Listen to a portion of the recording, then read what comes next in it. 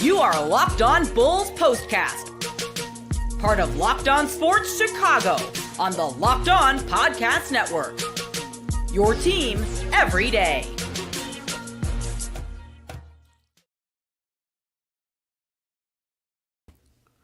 Welcome into the Locked On Bulls Postcast here on the Locked On Sports Chicago YouTube channel. Joe George here with you, recapping this Bulls 124-119 loss to the Sacramento Kings. Today's episode is sponsored by Game Time.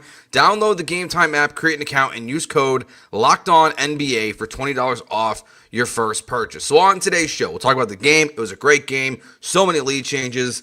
The Bulls played really good basketball until the very, very end there where they didn't get the ball in bounds. So we'll definitely be focusing on that a little bit. But a really fun game overall on the Sunday afternoon. The Zach LaVine 30-point game streak continues. And we saw Lonzo Ball enter the starting five with Coby White being out. So the fourth quarter is a lot of fun. The entire game is a lot of fun. I mean, there's over 30 lead changes in this game. The Kings and the Bulls are just going back and forth. We see a real, fun stretch of Zach LaVine one-on-one, basically, with his old teammate DeMar DeRozan, who we saw here play here for 3 years. But they're just going back and forth there in the fourth quarter. And we'll kind of work back our way towards that stuff and what happened in the entire game.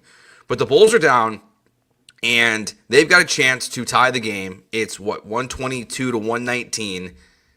Josh Giddey's got the ball. The Bulls have no timeouts, and they get called for a 5-second violation. Disaster. You can't have that. You can't have a 5-second violation there. Josh Giddey's got to get the ball in. The Kings, to their credit, are playing really good defense in the moment. They're face guarding Zach LaVine. They're all over Lonzo Ball. But Josh Giddey's got to get the basketball in bounds right there. I mean, you've got a chance to get the ball in, to try to hit a game winner, to try to get to at least like a 1-point game, get to the free throw line, make something happen. Instead, they can't even get the ball in bounds. And it's just, that's tough. It's just, you can't have that happen there. And look, there's a bunch of different ways to look at that moment. You can look at, Billy Donovan not having enough timeouts there. Really just the Kings playing great defense. And yes, I think what Stacey King said on the broadcast is fair, and what Adam Mean said too. It did feel like a quick count. I'm not one, I know everyone's a little bit different when they watch sports. I'm not one to say, I'm going to blame the refs for a game like this, because Zach LaVine had opportunities in this game to get the ball in or to make a basket again. And he had a great game. But the turnaround shot he hit was great. But the next time down, when he's just kind of sitting there at the top of the paint and takes a shot, I don't love that jump shot there. There's a bunch of chaos that's happening around these possessions.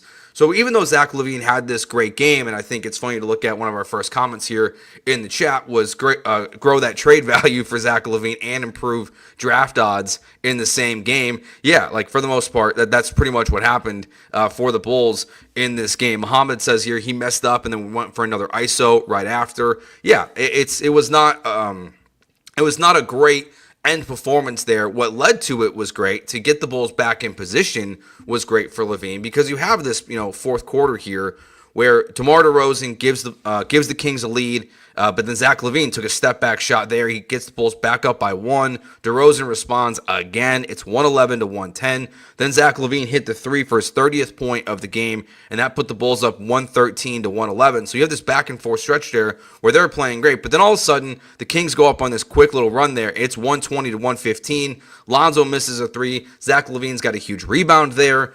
But the Bulls, and he gets to the free throw line, the one that they challenged. So it's 120-117. And Patrick Williams got the block. He blocks DeMar's 3. He gets the ball back. But then that's really when all the chaos unfolds for the Bulls, and they just don't get the ball in bounds. That's what we've seen a lot for this season. Look, this is a Bulls team that, is coming on they're going for their 5th straight win at home, dating back to December. So they had been, I think, 4-11 to start the year at home. They've been playing terrible basketball at the United Center. So that seems to be course correcting itself as well. But the Sacramento Kings are coming in on a 6-game win streak, and this was their 7th straight win in a row with Doug Christie as their new head coach. And they look like the team that we were all kind of expecting to see before the season as they finally hit above 500. And I think that kind of the ending of the game there does tell you a lot about where these two teams are and are going, where the Kings are a team that is figuring itself out. The De'Aaron Fox train, the trade stuff that was being out there is all really quieted down very quickly after they made the coaching change, where the Bulls, it's this is kind of who you are.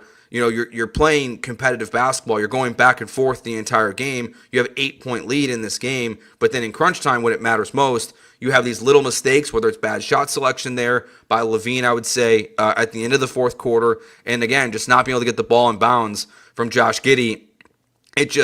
Just a bad performance there at the end of the fourth quarter that you can't have if you expect to win NBA basketball games. If you're watching right now, make sure you hit that subscribe button. We go live here on the Locked On Sports Chicago YouTube channel after every single Bulls game, win or lose. We'll be here for every Cubs game throughout the season, every Bears game, and of course, we have one more Notre Dame game to do as well after they play in the national championship game. So we see just a fun basketball game overall, but just really leaves that sour taste in your mouth watching, a guy stand there with the ball in his hands on the sideline. Like, there's a lot of bad ways to lose a basketball game. That might be one of the worst ones, where it's not even like it's not a basketball play that's happening. Like, it's not an airball three or a block shot or a missed call. It's just a guy just standing there with the ball in his hands, trying to find somewhere to get the ball to. And it doesn't mean the Bulls are winning this game, right? Like, it feels like this game goes to overtime and maybe the Bulls end up losing it anyways, but just super frustrating to not get the ball in there. And look, you had a lot of good things happen in this game. Zach LaVine, 36 points, his sixth straight game with 30 points. He hits a double-double. Vooch nearly has another double, 18 points and 8 rebounds. Lonzo Ball has a season high in threes and points overall. Josh Giddey had a double-double, 12 and 11. I think the one part of this game that is the reason why I would pinpoint to the Bulls lost this game, not to pick on Josh Giddey too much here when there's plenty of blame to go around, I did think really early on in this game, Josh Giddey was kind of having his way with the Kings going to the paint, and it just seems like he gave up on it. And he was having a lot of shots where, like, he's getting by these guys, and the ball's just not going in the rim, but he's getting to the rim pretty much at will because of the size advantage that he had in the first half, and then it just kind of felt like it vanished. And, the Bulls, they do that a lot, where they have something that's working successfully and they kind of go away from it. And I just watching the start of this game, felt like this was going to be a big Josh Giddey night because he had such a size advantage and really was using that effectively. But then, like I just said, it kind of poofed and went away. So the Bulls lose 124-119, and it is just the reality of what you are as a 500 basketball team or a slightly below 500 basketball team that a lot of times maybe they've used a lot of their luck, I would say, is the best way to put it, in these giant comebacks and not have super clutch moments. And this has also been like kind of a Zach LaVine, I would say, thing over his time, where I do think, again, he's playing his best basketball offensively and defensively of his career as a member of the Bulls, but just kind of coming up short. And the guy you would rely on a lot of times was on the other team tonight with DeMar DeRozan the last 3 years, like having those two guys in the past. And that's where I feel like, even though Lonzo was really good tonight, really, really good, actually, in the starting five, I did feel like in the fourth quarter there, you desperately missed Coby White on the court with him being out for this game, because Josh Giddey, there's a reason why he's not typically part of the closing group, and a lot of that's offense and some of that's defense too. So definitely felt like Coby White was sorely missed there, specifically at the end of the fourth quarter. So let's talk more about Zach LaVine and this performance that he had in this game from start to finish. The good, the bad, the ugly. We'll get into all of that next year on the Locked On Sports Chicago YouTube channel on the Locked On Bulls POSTCAST.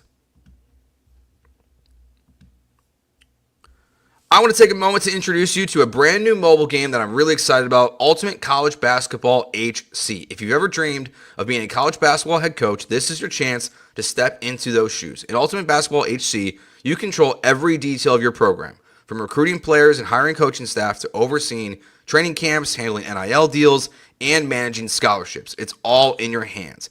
And when it comes time to game time, you get to draw up offensive plays and set your strategy. That way, the way you play won't just affect your current season, it will shape the future of your school's basketball program. It's a game that lets you feel the full weight of what it means to be a head coach and lead your team to glory. Here's a special offer for Locked On NBA listeners. Use promo code LOCKEDONCBB, all caps, inside the game store to get a free boost for your program. It's the perfect way to kickstart your coaching career. To download the Ultimate College Basketball HC, just visit ultimate-cbb.com or look it up in the app stores. Ultimate College Basketball HC. Begin your coaching legacy today. Today's show is also brought to you by Game Time. Love using Game Time, whether I'm going to a sporting event, concerts, theater, whatever, comedy show. One of my favorite memories was attending a concert last year. Plus, I took my son to his first professional basketball game recently and used Game Time to get those tickets. It's always my go-to app when I'm going to a game. Now, Game Time has made it even easier to get tickets for your favorite events with their new feature, Game Time Picks. This feature filters out the fluff to show you incredible deals on great seats, so you don't have to waste time searching through thousands of tickets. Take the guesswork out of buying tickets with Game Time. Download the Game Time app, create an account, and use code LOCKEDONNBA for $20 off your first purchase. Terms apply. Again, create an account and redeem code LOCKEDONNBA. That's LOCKEDONNBA for $20 off. Download the Game Time. Download Game Time today. What time is it? It's game time. So Zach LaVine, 36 points. His sixth straight game now with 30 points. It is a career high for him. He is the third Bulls player ever to have 5 straight games with 30 points. It was funny to see the graphic before the game. It's him. It's DeMar DeRozan, who did it in 10 straight games a couple Februarys ago. And then Michael Jordan, who was on the top of the list, had done it 28 straight times. It's very funny to see like the records that have been broken, have been encroached on this year, where like it's always like Michael Jordan, but then Zach LaVine seems to be in all these numbers. It doesn't mean like he's this all-time great Bulls basketball player. He's been a good player for the Bulls. Like we're not going to see a Zach LaVine day and jersey retirement one day like we're seeing with Derrick Rose, but he's been a good, consistent player for the Bulls. So Zach LaVine there, 36 points in this game. Look, he started this game off kind of slow. Like he's not really super involved in the offense, but we get to see really it feels like the offense started this game with like Lonzo and Vooch, because really those two guys are going back and forth. We have a really nice give and go there that we'll talk about more in the next segment. But LaVine, 13 points in the first half, scores the other 23 in the second half. And that's really where he took over in this game. And going back to that first comment we read where, growing that trade value, again, like if there is going to be a trade market for Zach LaVine, which the closer we get to the deadline and the quieter it gets, I don't know how you guys feel. It just kind of feels like some of that stuff has evaporated and maybe it will come back at some point. But I do find it strange with the way that he's playing that we're not hearing increased chatter about Zach LaVine. Now, there's a couple things that can go with that. Maybe people don't believe that Zach LaVine is what he's been in these last 6 games this season so far for the Bulls. It's complicated. I don't want to try to deep dive into it. All I know is this first apron, second apron stuff is it makes it impossible for some of these trades to actually happen. The NBA has changed pretty dramatically, and I think that could be a huge negative effect for the Bulls, at least, in terms of like wanting to offload Zach LaVine if that's something that you want to do. You have to match salary. You can only trade a certain amount of players if you're in the second apron. So it's hard to find like that partner that the Bulls would be looking for. But his trade value, I think, watching a game like today, has to increase. That yes, to Muhammad point in the chat, like yes, it looks at times like he's stat chasing instead of trying to win these games. I don't totally agree with that. I think he's trying to do what's best, what he thinks is best, what Billy Donovan thinks is best, and he is the best player on the court, and that's the guy that you want to have the shot. Is it always the best shot?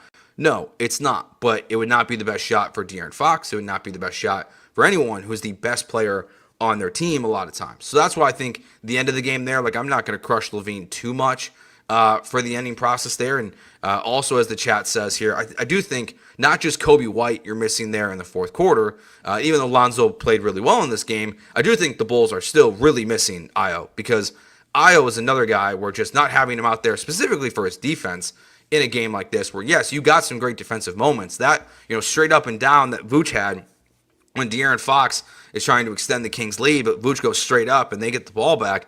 Huge moment there. But part of the reason why De'Aaron Fox is in the paint going at Vooch is because the Bulls defenders are just getting blown past. And like that is one of the fastest players in the league. I get it, but another moment where it's like, that's where having Ayo out there to close in the fourth quarter definitely feels like in this game you missed him. And when you think about like the Bulls, like where they're at, as we're discussing Zach LaVine's game, and kind of we will continue to discuss his future with this team on these postcast shows because it's so relevant to everything the Bulls are doing right now.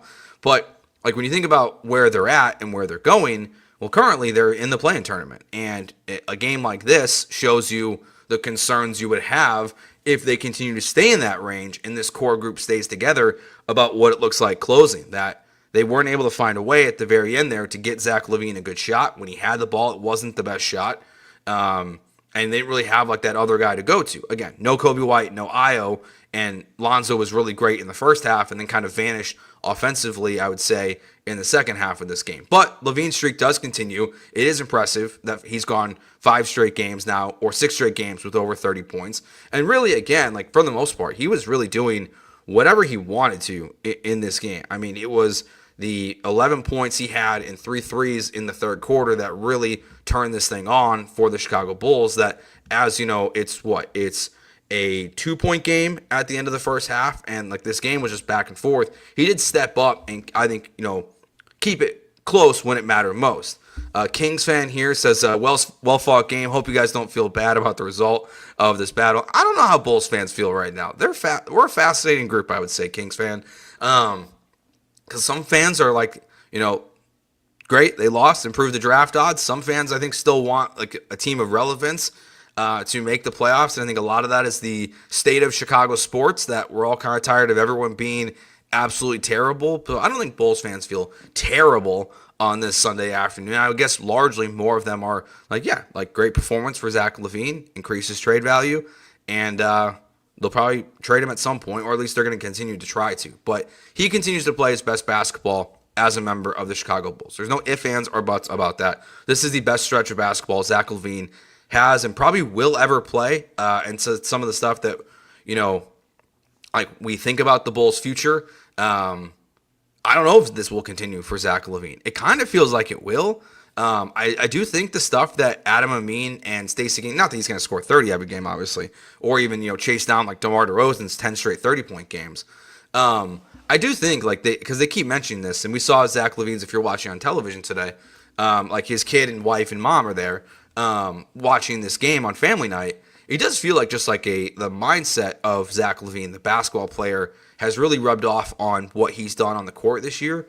And then he has these stretches where he reminds you that he is one of the best scorers. As Lonzo Ball said, this is a low bar. I want to clarify this comment first, that it's coming from Lonzo Ball. And this is a low bar for Lonzo. I think he should recognize that a little bit privately. Lonzo Ball did say Zach LaVine's the best shooting guard he's ever played with, and he's definitely right. But it's not a high bar for Lonzo Ball. Hasn't been on the best basketball teams, I would say, in his career. And this is definitely the best version of Zach LaVine that Lonzo has played with. And I do think it's not a coincidence that the best version of Zach LaVine we're seeing is the best version, joined with the best version of Lonzo that we've seen. It does remind me of back in when, the Bulls were a playoff team before Lonzo got hurt that first time. And I remember listening to, Ryan Russillo's podcast, and he was talking about how I think he's one of the best basketball minds out there right now, at least that's like fair and not just killing the teams all the time. But I remember him talking about the Bulls, and like people would get mad at him because he put the Bulls, their record, where they were in the Eastern Conference standing, he elevated the conversation around them. And then the Bulls kind of couldn't live up to those expectations. And then the injuries happened. And then, well, the last 3 years or whatever have been the last 3 years. But I don't think it's a surprise that we're seeing, the Zach LaVine best version of him with Lonzo that we have. And we're going to talk about Lonzo in the next segment because he did return to the starting 5 for the first time in 3 years. Something that I've been talking about, like wanting to see Lonzo in the starting lineup. Not the way you want to see it happen, like, because it's an injury. It's not based on what someone is or isn't doing. But we got to see for the first time, like, what the Bulls could potentially look like if they're going to keep this thing together with Lonzo Ball as part of the starting 5. So we'll get into that next year on the Locked On Sports Chicago YouTube channel and the Locked On Bulls Postcast.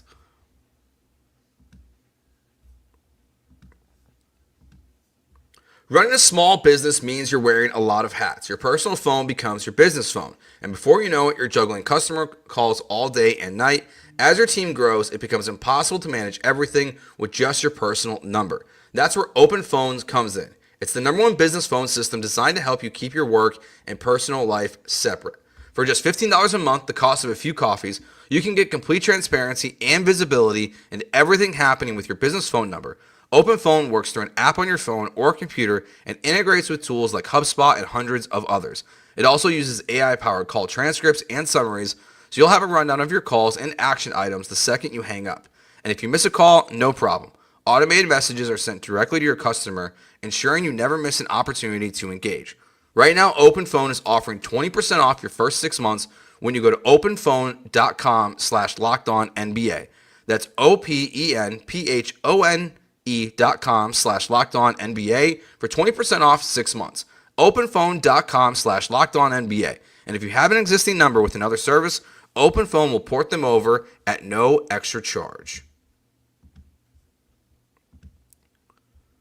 All right, let's get a couple comments in here. Lonzo getting hurt, getting turned around by Monk was rough. It was for Lonzo, but he did look great in this game. Here's the thing with Lonzo Ball. Like, I've wanted to see him back in the starting lineup for a couple games now. Specifically, these rough stretches that the Bulls have had where they're playing down to competition. They start games really slow, and that didn't happen in this game. And this is kind of like, it's not like a I'm right kind of moment. It makes me feel right in the moment where the Bulls started out this game significantly better. We see them moving up and down the court really well. We see a really nice give and go from Vooch to Lonzo, where he gets it to Vooch in the post, goes back to Lonzo, go right back to Vooch, and Vooch goes up and gets the bucket. Really a positive thing that we saw in there right away from having Lonzo Ball, just getting everybody involved. They continued to play great basketball in the first quarter. I mean, this game was back and forth. And the Bulls are up 25-18 before Sacramento went on a 7-0 run to tie it. And that's when we see Lonzo hit one of his first threes of the night. It puts them up 28-25. And really, like, they're just rolling through this game. And Lonzo started 4 of 5 from the three-point line, so he was feeling it. And they just looked, I think they just looked much better with him commanding the offense and the defense out there. We saw it there at the end of the game. And I don't know if it's by design or it's just based on Lonzo's intelligence of what's happening on defense. But as the Kings are trying to close this game out, it's Lonzo who is the guy that's constantly being the one that's moving over and bringing the double teams. And I'm guessing that's by design. But he's always the guy who's like right there, making it chaotic for the Kings. And they got a couple good shots. Like the first one, ended up, I can't remember who took the three, but someone in the corner for the Kings took a three that would have been a dagger for the Bulls. And thankfully he missed it there. But you were just getting everything you needed out of Lonzo in this one, offensively and defensively. And it really, again, I think I just kind of want to see it continue with what it can look like, specifically at the start of these games. Now, it does come with challenges, obviously, as we saw from this one. And this is where there's that delicate Lonzo Ball balance, where he plays 9 minutes in, pretty quickly into this game, and then he's just gone for a while. That's where, because it's injury-based, it's much harder to put Lonzo in the starting lineup because you don't have Io, you don't have Coby White in this game. And when he has to have his minutes restriction be put into effect, you're missing one of your best players. Like, he's just not on the court for huge chunks of time. And it's not that, starting Julian Phillips doesn't, solve these problems. So it's Lonzo starting with the injuries that are happening is still not the perfect solution. So I still would like to see it once Coby White and Io are both healthy, or at least one of them is healthy, to balance out the minute restriction stuff. But I think this is what we've been looking for as Bulls fans, to constantly see them just, start these games faster. And you never know how a, 2:30 Central Time start is going to go on a Sunday afternoon, which basketball team is going to show up. And the Bulls and Kings both showed up ready to play in this game at really an elite level. This was one of the more fun games for the Bulls that they had this entire season. And I think I said after during the Derrick Rose night on the 4th that was the game of the year because they got the win and also just everything that went on with. But this was a lot of fun. I mean, there was 20, I think there was 30, at least 30 changes in the game, lead changes in this game. So these teams are just going back and forth the entire game, and really there until the end. I mean, the Kings didn't get their largest lead of the game until the fourth quarter there when they went up 5 for the first time when it was 120-115. So it's the Bulls defense played, I think, well tonight. I think they played better offensively, obviously. They shot the ball really well. And the other part of this, too, is that the Bulls continue to do a better job attacking the paint. A huge problem for them this season. And while, yes, the Kings outscored them in the paint, it wasn't by a massive margin, but we saw the Bulls early on, really just going back and forth into the paint and not focusing on the three-point shot. With Coby White out of the lineup, I think it's noticeable a little bit. I mean, the worst shots of the night are definitely rewarded to Taylor Horton-Tucker. He took some bad shots there. He is a guy with endless confidence, I think is the best way to put it, when it's not always the most deserved. He's a fun basketball player to watch as like a bench guy. Good story, being the local kid. Took some tough shots tonight, I would say THT did. But look, this is a tough one to lose. You had it in your hands, I would say, at this point, like at one point in the game, like when you're going back and forth with LaVine and DeRozan, I would say Bulls fans would be saying, okay, they're going to win this game because of the way Zach LaVine's playing. And to get it to the point where you've got a chance to, on one shot, tie the game, but you just, again, the ball doesn't get in bounds and you get a 5-second violation. It's a bad look for Josh Giddey, Billy Donovan, and kind of all of the above in this loss. Just it's a bummer to see a basketball game end that way. So the Bulls lose. They move to, what is it officially now, 18-21 on the season. The Kings move to 20-19, and the Bulls lose 124-19. Just a reminder, if you're listening on audio, on the Locked On Bulls audio feed, come on over to YouTube. We're live here after every single Bulls game, win or lose. We're here on the Locked On Sports Chicago YouTube channel. So we're always rolling here for about 30 minutes or so after every game. So make sure you hit that subscribe button so you can catch us whenever we go live, whether it's a Bulls game, a Bears game, Cubs, or Notre Dame game. If you're watching on YouTube, the audio is available, as always, the next really within the next 20 minutes, it'll be available on the Locked On Bulls audio feed wherever you catch your podcast. So a tough one for the Bulls as they lose 124-119 thanks to a really unfortunate 5-second penalty there at the end of the game, not getting the ball in bounds. Really the costly moment, and a couple bad shots there as well for the Bulls. So that will do it for us. We will catch you next time on a Monday night Tuesday night after the Bulls take on. Well, maybe Zion won't be suspended for that game like he was, so maybe we'll see Zion Williamson play against the Chicago Bulls when the Bulls take on the Pelicans on Tuesday night. So for now, thank you for watching. Thank you for listening as always. We'll talk to you next time. Peace.